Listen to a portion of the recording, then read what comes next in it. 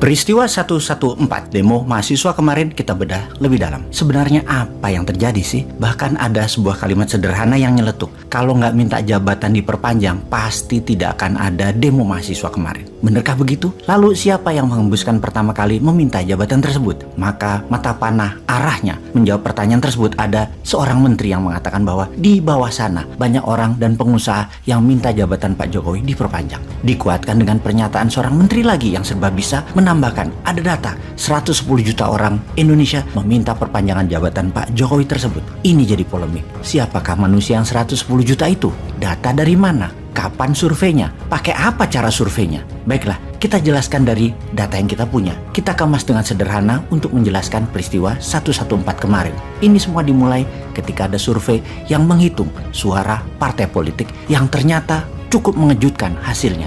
Yaitu ada 2 partai suaranya naik tinggi luar biasa dan banyak partai yang suaranya berkurang jauh. Sejak saat itulah muasal awal dari peristiwa hingga mahasiswa turun ke jalan. Kok bisa begitu? Kita ulas. Hasil survei, PDIP suaranya naik ke 21%. Partai Demokrat, partai oposisi tersebut naik ke 12%. Partai pendukung pemerintah lainnya turun. Golkar 78%, PKB 4%, Nasdem 78%, juga sisanya turun semua termasuk Gerindra sekitar 13%. Pastinya kenaikan suara Partai Demokrat mengejutkan. Kalau utak-atik politik dilakukan, jika semua ini didiamkan sampai tahun 2024, maka diperkirakan Partai Demokrat akan terus naik suaranya, begitu juga PDIP. Ini menarik, ini anomali.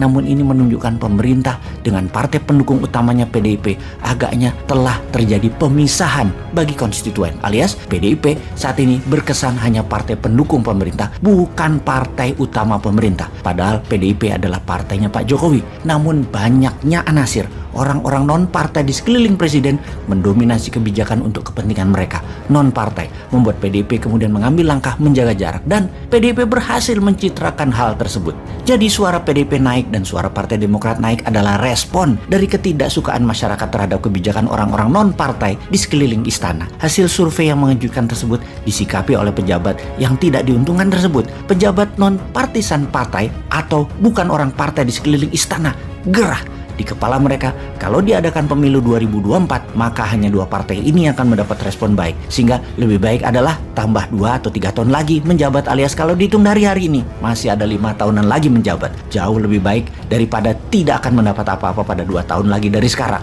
Atau hanya tersisa 2 tahun lagi peluangnya. Makanya partai dan petinggi partai yang mendukung perpanjangan jabatan adalah partai yang suaranya turun dan dekat dengan pengatur negara ini di pusat pemerintahan, yaitu Partai Kuning, Golkar, PKB, PAN yang memang turun jauh suaranya dan yang menyuarakan juga menteri non-partai atau yang partainya suaranya turun. Bagaimana kalau begitu kita melihatnya? Kemudian berdemo, menekan pemerintah tujuan utamanya hanya satu, tidak ada perpanjangan jabatan dan pastikan presiden menandatangani Kepres tanggal 14 Februari 2024 adalah hari Pilpres. Selama Kepres Pilpres 2024 itu belum ditandatangani, maka demo mahasiswa atau mungkin bertambah unsur lainnya akan terus terjadi, berulang dan membesar. Peristiwa 114 kemarin baru langkah awal. Sifatnya hanya mereda sementara setelah demo usai. Namun jika Kepres belum juga ditandatangani, maka keadaan akan terus memanas. Jadi kalau belum ditandatangani juga, maka pilihannya adalah demo untuk melakukan parlemen jalanan.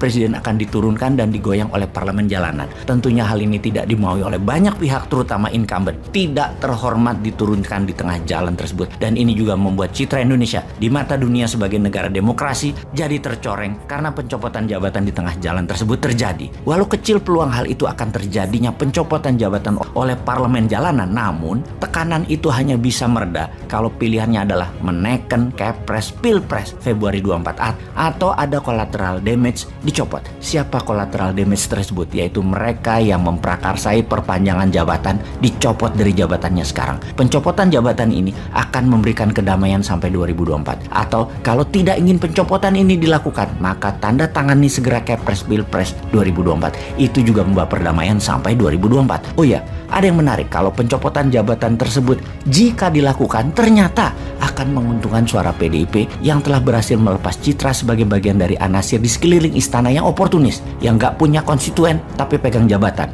Itu yang disebut konstituen oportunis. Kemudian ada pertanyaan fundamental, siapa kira-kira yang jadi sponsor demo? Itu gak murah loh demo itu, dan gak mudah dilakukan, apalagi hal ini akan bermain panjang, biayanya mahal. Tentunya yang punya duit dan tentunya yang nantinya diuntungkan. Amerika, Tiongkok? Jawabannya bukan. Kemungkinan kalau kita membaca pakai ilmu who is benefiting, maka analisa yang memodali adalah konglo-konglo atau oligar di sekitar PDIP dan Demokrat. Salah, mungkin saja salah analisa ini.